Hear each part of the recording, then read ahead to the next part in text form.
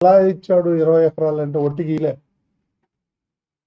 నేను ఆ అజయ్ కుమార్ అనే అతను కలిసాను. ఆయన ఇచ్చిన కంప్లైంట్ కూడా ఉంది నా దగ్గర, మీకు కాపీలు ఇస్తా. ఆయన్ని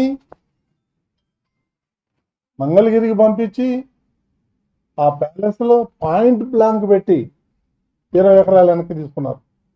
కాదంటారా? అంత అవసరం ఏమొచ్చింది నీకు ముంతాజ్ హోటల్కి 20 ఎకరాలు ఇవ్వాలి? ఆ అజయ్ కుమార్ అనే వ్యక్తిని పిలిపించి పాయింట్ బ్లాంక్ పెట్టి బెదిరించి ఆ 20 ఎకరాలు వెనక లాక్కున్నారు.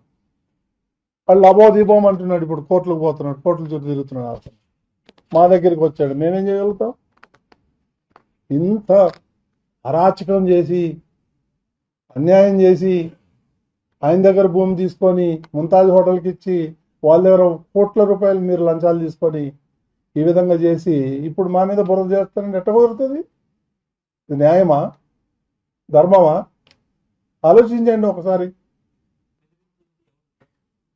ఎవరో జగన్మోహన్ రెడ్డి, ఎవరో కాదు, అప్పటి ముఖ్యమంత్రి జగన్మోహన్ రెడ్డి ఆయనే పిలిపించి, మీరు అజయ్ కుమార్ అనే అతను ఇక్కడే ఉంటాడు తిరుపతిలో, మీరు ఆయన అడగండి. నాకు కంప్లైంట్ ఇచ్చాడు, రిటర్న్ కంప్లైంట్ నా దగ్గర ఉంది.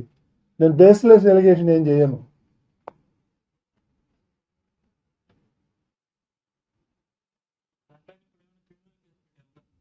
నేనెందుకు పెడతాను? ఆయన పెట్టాలా? ఎవరైతే విక్టిమ్ ఉన్నాడో అతను పెట్టాలి. పెట్టాడు ఆల్రెడీ.